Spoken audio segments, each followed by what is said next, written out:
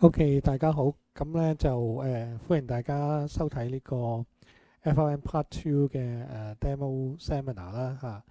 咁咧我就係 FRM Part Two 嘅 Trainer 啦，我叫 Kenneth Leung 嘅。咁咧首先就介紹我自己啦嚇。咁我喺 Kaplan 都係 part time 教嘅。咁咧我正職都係主要喺銀行做啦，都係做一啲 risk management 嘅。咁啊做咗22年咁樣嚇。咁咧就以前就做過 commercial bank market risk head 啦，咁除咗銀行咧都做咗一個保險公司嘅，咁保險公司咧就做過 chief risk officer 咁樣嚇。咁 qualification 方面咧，咁我01年就攞咗 FRM 啦嚇，跟住02年攞 CFA 03年攞咗 ACCA 咁樣。咁就有3個 bachelor degree 啦嚇，econ、maths 同 law 嘅，咁另外都有一啲嘅 master degree 咁樣嚇，包括 risk management science 啊咁樣。OK。咁咧就我應該係07年開始喺 Kaplan 度教嘅，咁所以咧就我應該就喺度教18年咁樣嚇。咁以前就都有教 Part 1嘅嚇，Part 1都有教。OK。咁呢度有我哋即係最近嗰個嘅即係上嗰個堂嘅同學俾個 rating 啦嚇，咁 for 你 reference 咁樣。咁首先講一講嗰個 agenda 啦，咁基本上就係我會首先講一講啲 FRM 嘅一啲 information 啦，包括 curriculum 同埋佢有咩特別啦。咁之後咧就會比較專注講啲 exam 嘅嘢嘅，包括最近嗰個考試嘅 trend 啦，有啲乜嘢嘅幫助可以你哋咧就容易啲去 pass 啦。同埋咧就係即係有乜嘢要注意，要避免當你準備去考試嘅時候。咁亦都會講下咧有咩係即係 popular 嘅考試題目咁樣嚇。咁呢個係我 part 啦。咁完咗 part 之後咧，有另外一 part 咧就係Kaplan 同事會講下佢有乜嘢 offering 可以幫同事即係幫同學去即係考呢個 FRM 咁樣。嗱，咁首先講啲基本咧 FRM information 啦。咁首先就係可能你都有興趣咧，就點樣可以即係變咗一個 FRM 嘅 charter holder 啦。咁就有2個 requirement 嘅，一個咧就要考試啦，一個就係有 working experience。咁考試方面咧，佢就有2個 part 嘅，一個係 part 1，一個係 part 2咁樣嚇。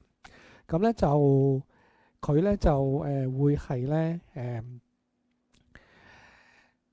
即係 recommend 咧你考完 part 1先考 part 2嘅。咁當然你可以2個一齊考嘅嚇，不過通常就唔係好 recommend，因為如果2個一齊考咧，佢先會改你 part 1嘅。咁你 part 1 pass 先改 part 2，咁如果你 part 1唔 pass 咧，其實佢就直接唔會改你 part 2噶啦嚇。咁所以咧就一般就係即係 recommend 循序漸進會好啲。咁另外留意一下咧，就亦都有一個 requirement，就係你考2個或者 pass 2個考試嘅時間嘅。咁呢個時限就係話，當你 pass 咗 part 1考試之後咧，你必須喺4年之內咧 pass 埋 part 2嘅。咁如果唔係咧，你就可能要即係重新再考過嗰個即係試咁樣。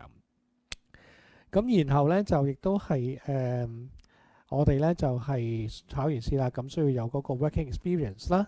咁基本上咧就係要有呢個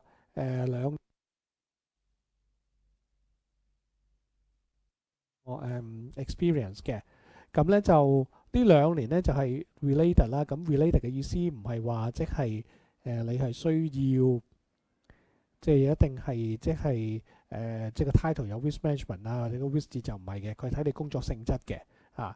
咁譬如舉例啦，如果你係做一啲銀行嘅RM 或者即係我叫做 relationship manager 啦嚇，咁你基本上咧就係接觸啲客戶咧就係即係可能係安排啲貸款俾佢哋。咁喺過程裏邊咧，你都係有分析個客戶咧嗰個 credit risk，有先決定咧係咪即係會借俾佢咁樣啦。咁所以呢個你都牽涉 credit risk 嘅工作。雖然你嘅 title 叫做 relationship manager 咧，咁都 qualify 嘅嚇。咁咧就嗱嗰個工作經驗咧，亦都有個時間限制嘅，就係話你當你 pass 咗考試之後咧，你需要喺5年之內就攞咗相關嘅工作經驗㗎啦。咁一樣啦，如果你考完試之後冇喺5年之內咧攞到2年工作經驗咧，就要重新考過試嚇。咁另外補充一下啦，嗰2年工作經驗咧就唔係話一定你考完考試先累積嘅。總之你成世人裏邊咧任何時點累積咗2年相關工作經驗都 OK 嘅啦。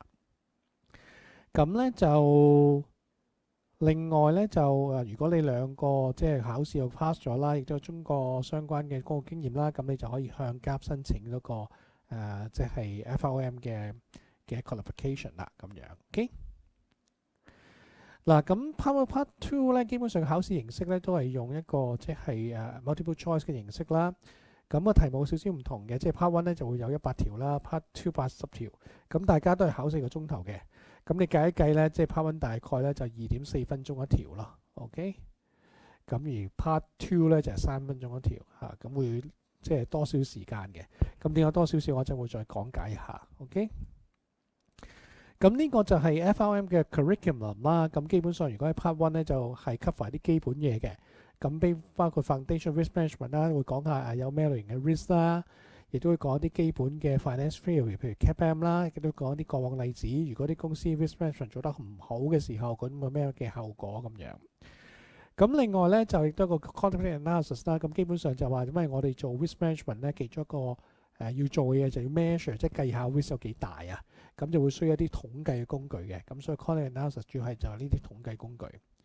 咁第三就 financial market product 啦，就係話我哋即係 financial risk management 就主要係講緊嗰啲 financial institution 點樣 manage 嘅 risk 啦。咁我哋要熟習嗰啲 financial institution 咧係用緊啲乜嘢嘅financial product 或者咩 market 裏面 operate 嘅。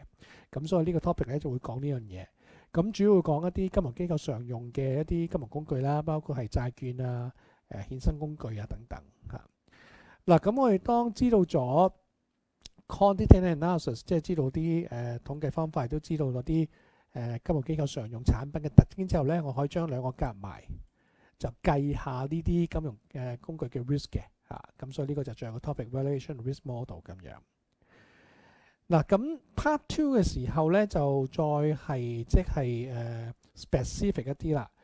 咁咧就佢會咧係集中講一啲喺 part 1你哋集住，即係可能會係接觸到主要嘅 type of risk 嘅。咁 financial risk 嚟講，主要 type of risk 咧就係 market risk 啦、credit risk、operation risk 同埋 liquidity risk。咁好似佢每一個都有個獨立嘅 topics 嘅。咁但係呢4個 topic 咧，佢個角度主要從一個 commercial bank 點樣 handle 呢啲 risk 啦。咁咧就，但係我哋講緊嗰啲金融機構咧，除咗銀行之外咧，仲有其他嘅，包括咩咧？保險公司或者基金公司啦。咁呢啲公司咧係比較以投資為主嘅，咁個業務同銀行個主要業務係存款、貸款有少少分別啦。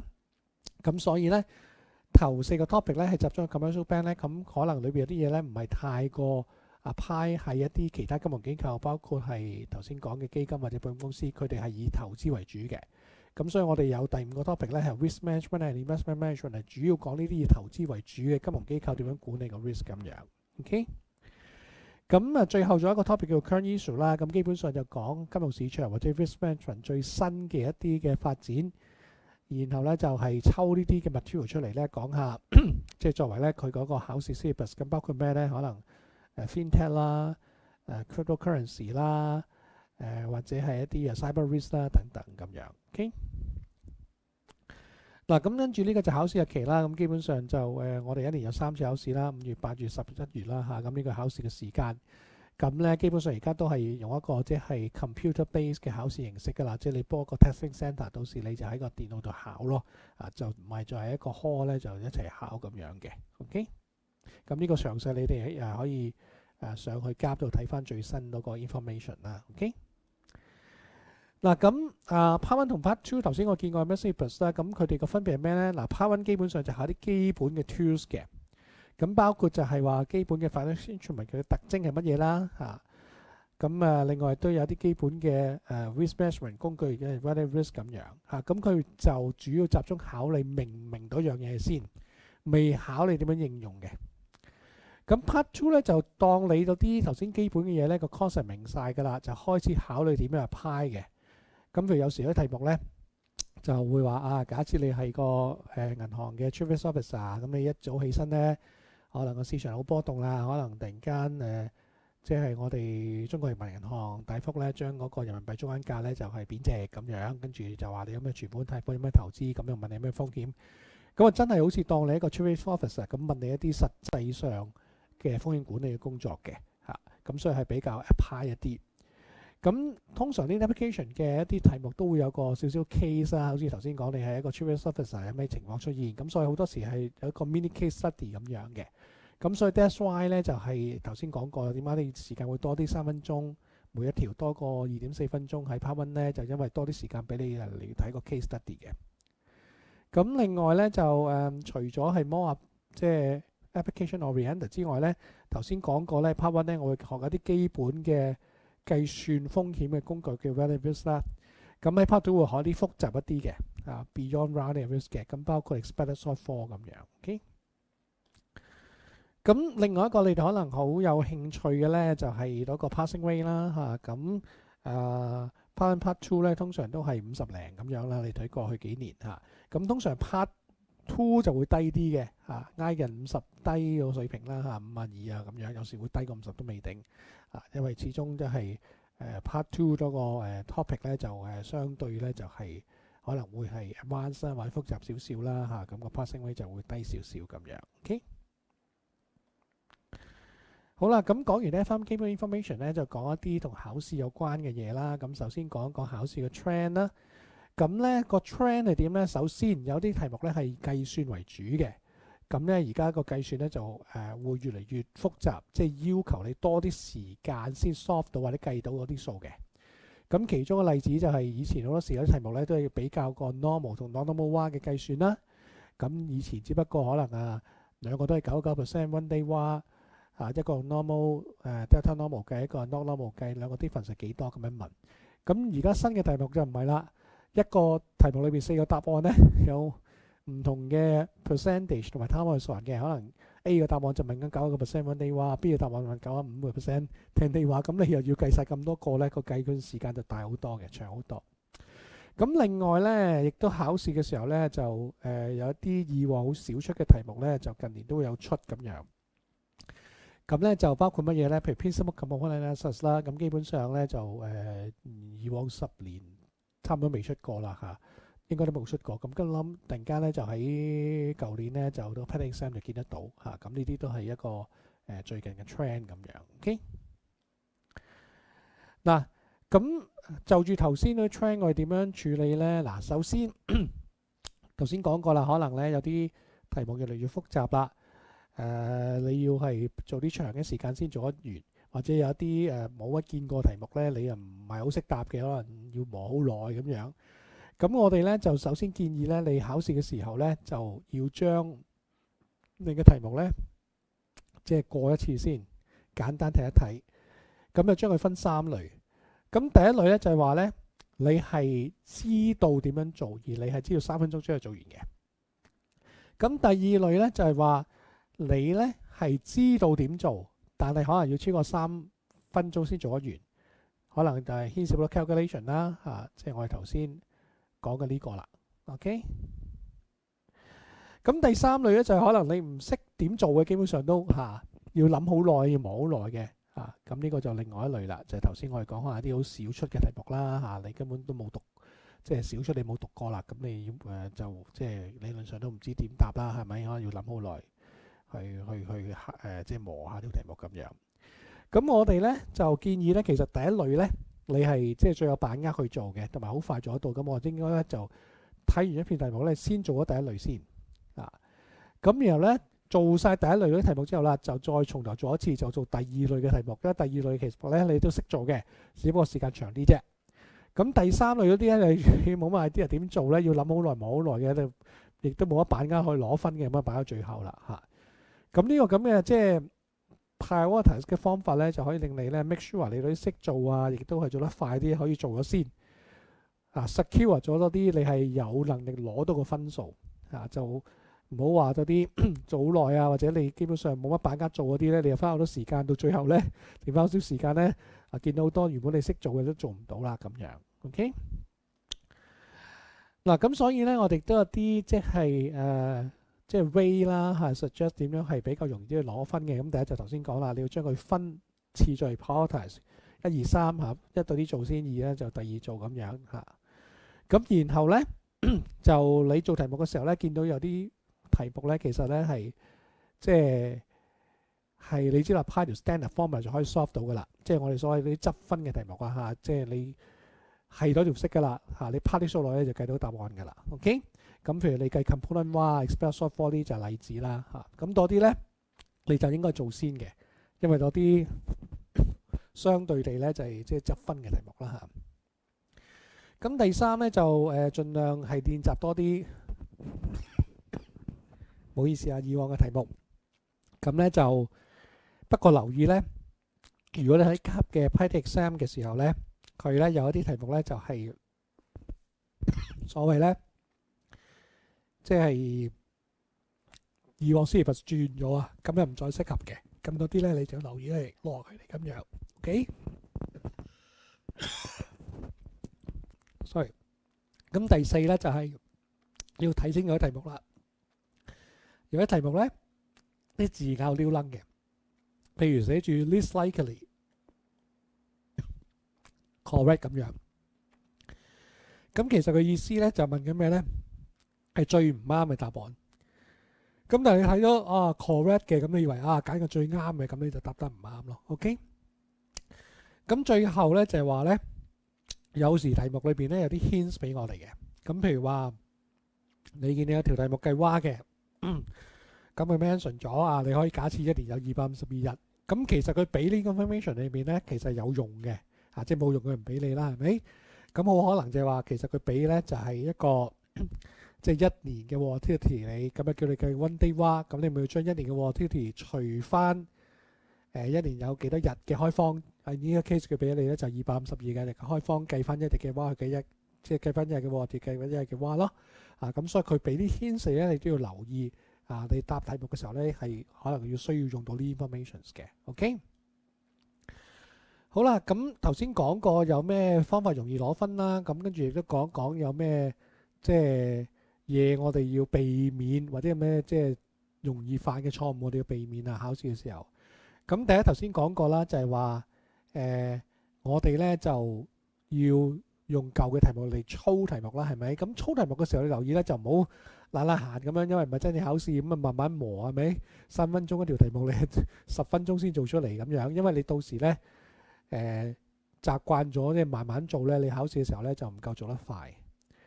咁另外咧就頭先講過啦，可能有時有啲好複雜定好少出嘅題目，咁咧留意啦，你讀嘅時候咧都冇嘥太多時間落去啦，因為其實佢出嘅機率咧係相對少。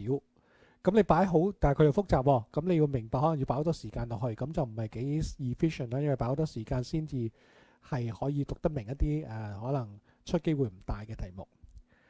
咁第三，你留意喺 Part 2特別咧，就有啲人可能喺 Part 1嘅時候考試咧，可能佢知道有啲題目咧都係即係standardized 㗎啦，咁年年都出嘅，咁可能佢唔知即係裏邊嗰個rationale 或者 concept 點嘅，總之佢記住，譬如有3個 step 就可以計到個答案㗎啦。佢照計呢個3個 step，但係唔明佢做緊乜嘅就要計3個 step。咁呢個喺 Part 2咧，就有時就未必啱用啦，因為佢係考你點 apply 嘅，唔係考你一啲 concept。咁所以咧喺 Part 2嘅時候咧，更重要咧就係話你要明白背後 concept 係點，因為你明咗背後 concept 咧，佢點樣轉個形式問你咧，你都答得到嘅。OK， 咁呢個留意一下。嗱，咁跟住我哋講講啲重要或者係 popular 嘅 topic 啦。咁你係考試應該 study 嘅。咁譬如 market risk 咧，主要就係 value risk 同 interest rate model 啦。credit risk 咧，好多時候會問好多唔同計 PD 嘅 model 嘅，咁啲 model 你要熟啦。咁你又 counterparty risk 都係一個大 topic 啦。咁亦都會問你點樣用啲 credit derivative 去做對沖嘅。咁 operational 嘅 resilience 嗰個 topic 咧，咁基本上咧就有一個 operational risk 嘅 framework 嘅。咁呢個你要熟悉啦，有啲 risk reporting risk appetite risk measurement 等等。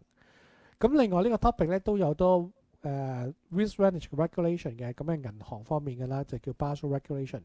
咁你特別要係留意咧，就 Basel III 即係最新嘅 regulation。咁第四個 topic liquidity risk 咧，咁我哋要注意就係點樣去 monitor 個 liquidity 啦，同埋做相關 reporting 啦，同埋講緊我哋個銀行裏面嘅 treasury 點樣 manage 個銀行嘅 liquidity。咁喺 investment management 嘅 topic 咧，我哋要特別留意就個 factor theory 啦，點樣係將我哋 portfolio 嘅 risk 定一個 budget allocate 喺唔同嘅 investment 裏邊。咁特別留意咧，今年 investment management 嘅 topic 咧係有一啲 syllabus 嘅 change 嘅，咁裏邊係加強咗 alternative 嘅 assets 嘅部分，咁多部分你都要留意多啲啦。咁最後亦都係 current issue 嘅 topic 咧，咁呢個就基本上年年都變啦。咁舊年好似9個 topic 咧，又得翻 keep 3個啫，其他都啲轉晒新噶啦。咁咧你要特別留意咧就artificial intelligence AI 都問得幾多嘅。咁另外 cryptocurrency 同埋 digital asset 咧都係啲popular 嘅 topic 咁樣。OK， 好啦，咁亦都有啲同學會問，喂，咁讀嘅時候究竟係真係明個 concept study 啊，定係操題目 practice 係重要啲咧嚇？咁我答案咧就兩個都重要嘅，因為頭先講過啦。Part 2嘅題目咧係有考你點樣 apply 嘅，咁你需要知道 concept 先知道點樣做啦。咁所以一定要係 study 去明咗 underlying concept，咁佢點樣佔個形式咧，你都可以咧係答到個題目。咁呢個都係我哋 education program 嘅 focus 嚟嘅。咁另外一方面咧 ，practice 即係操題目咧都好重要啦，因為我哋學咗 underlying concept 啦，咁我哋都要知道點樣可以有個技巧將學咗 concept 應用去 solve 實際嘅題目 ，OK？ 咁所以係點樣 apply 個 knowledge 去 solve exam question 都好重要嘅。咁呢個都係我哋 revision course 嘅 focus。咁最後啦，就你平時 practice 個 exam 嘅時候，可能頭先講啦，你唔係根據3分鐘一條咁做，慢慢做嘅。咁所以你其實唔係好知實際上你考試嘅時候咧，係咪可以喺既定時間做得到啦？咁所以我哋都有個 mock exam 咧，係幫你模擬，好似真係考試嘅時候喺考試嘅時間嘅限制之下。做咗題目，咁咧俾你可以感受到咧，咪即係有個能力真係好似考試咁喺考試嘅限制時間限制裏邊做到個題目咁樣。OK， 嗱咁另外咧，有時有啲同學咧，佢真係報咗我哋嗰個Agent Class 嘅 program 啦，咁我哋會有一個 Swiser 嘅 study notes 俾佢，咁咧有時佢會問。究竟係即係有啲同學咧，佢比較勤力嘅，佢未上堂之前咧，咁佢咧就會自己睇咗先，諗住咧就上堂會係即係易啲吸收，咁樣 OK 嘅。不過咧就即係 suggest 你點樣去 pre-study 咧。嗱，首先有啲題目咧係 involve 啲比較複雜啲嘅數學嘅，或者佢本身 model 比較複雜，咁樣啲我就唔建議你自己睇，因為可能你睇得唔明啦。咁譬如 Merton model 啊、term structure 咁呢啲可以等上嗰堂我講解，你再翻去睇。咁另外咧就係你可以睇 topic 咧係即係 related common sense 嘅，譬如 cyber security 係咪？人有個手機都知有呢啲咁嘅風險啦，或者 business contingency plan 我諗而家 COVID 之後所有公司都有 BCP 係咪？咁你都可能有參與過，大概你知道做乜嘢嘅。咁呢啲一般人都有一個基本嘅 knowledge 咧，咁你讀嘅時候就會係容易啲明白咯嚇。咁第三咧，盡量揀一啲topic 咧係同你嘅 work experience 有關嘅。咁譬如話你原本做一啲 credit analyst 嘅，咁你可能揀啲 credit risk management 嘅 topic 去睇，咁就會容易啲啦。咁最後啦，頭先我哋嗰個 slide 咧就講啲 popular topic 嘅，咁呢啲基本上係會出得多啲嘅題目啦。咁你都係應該咧，就如果 pre-study 咧，就盡量集中啲題目先咁樣。OK， 係啲 popular 嘅題目。OK， 好。嗱，咁咧就我哋 Kaplan 咧就如果你 take 嘅時候咧，我哋會有一啲notes 啦，咁咧就喺個 revision course 嘅時候咧會有派發嘅。咁咧嗰啲我哋叫 mind map 咁呢個 mind map 咧係又好有幫助咧你考試嘅。點解咧？嗱，首先佢係每個 topic 裏邊有啲 key concept 咧，佢會 summarize，即係用啲簡單啲嘅句子咧就 summarize 佢呢 concept 講乜嘢。咁佢亦都會講下啲 concept 之間咧有個 linkage 嘅。因為如果你有幾個 concept 咁樣，你好難逐個記咧，未必咁易記得到。咁但係如果佢之間嘅關聯咧，你連得到咧會係容易記啲。咁我哋 mind map 會講下佢哋嘅關聯喺邊度。咁最後我哋 mind map 咧亦都係列晒所有你考試需要用嘅 key formula 噶啦。咁你可以好容易睇個 mind map 咧就已經知道咧有咩 key formula 你要記住咁樣。OK。咁另外啦，就我哋take 我哋 course 之後咧，我哋都有啲 support from trainer 即係我啦。咁首先頭先講過啦，我呢行做咗即係都20幾年㗎啦。咁基本上就可以用好多實際上我做嘢遇到嘅 real 嘅 example 去解釋嗰啲 concept 俾你知道啦嚇。咁咧就另外咧，我都係比較擅長有啲複雜啲 model 咧，我可以用一啲簡單嘅 example， 一啲譬如 numeric example 去解釋啦。咁另外咧，我都有個 email support 嘅嚇，咁上堂上我俾 email 你啦。咁個 email 咧就唔係話到咗最後嗰堂之後咧就唔可以 send 你，就唔係嘅。一路做考試嗰日之前都可以 send 你，即係有問題都 send 你，咁我會解答你咁樣。OK，好啦，咁最後 summarize 啦，即係話你有咩辦法可以增加嗰個pass 個考試機會呢？首先頭先講過啦，個 underline concept 咧你一定要明白。第二咧要操足夠題目。第三要控制嘅時間，包括咧你可能頭先講啦，就分三類啊，邊類做先，邊類做後咁樣。咁最後啦就盡快，即係如果你冚住考咧，就盡早開始你嘅 study 啦嚇。有好多同學都係可能好遲先開始啊，咁即係變咗個時間唔夠咧，亦都會影響個成績咁樣。OK，咁當然啦，如果你真係冇辦法做咗忙咧，咁亦都係可能盡量 focus 喺頭先我講嗰啲 key 嘅 topics 嗰度咁樣。OK。咁咧就跟住我哋有一個 demo lecture 嘅 link 嘅嚇，咁如果你想睇下我哋上堂嘅模式係點樣咧，你可以 scan 呢個 QR code 咧就上去睇下咁樣嚇。咁然後如果你對呢個 course 有咩 inquiry 咧，你可以 send 嚟呢個 email 啦嚇，我亦都掃呢個 QR 有個 WhatsApp 你都可以到時 send 嚟咁樣嚇。咁喺 Business Hour 咧，我同事咧就會答翻你哋咁樣嘅。OK。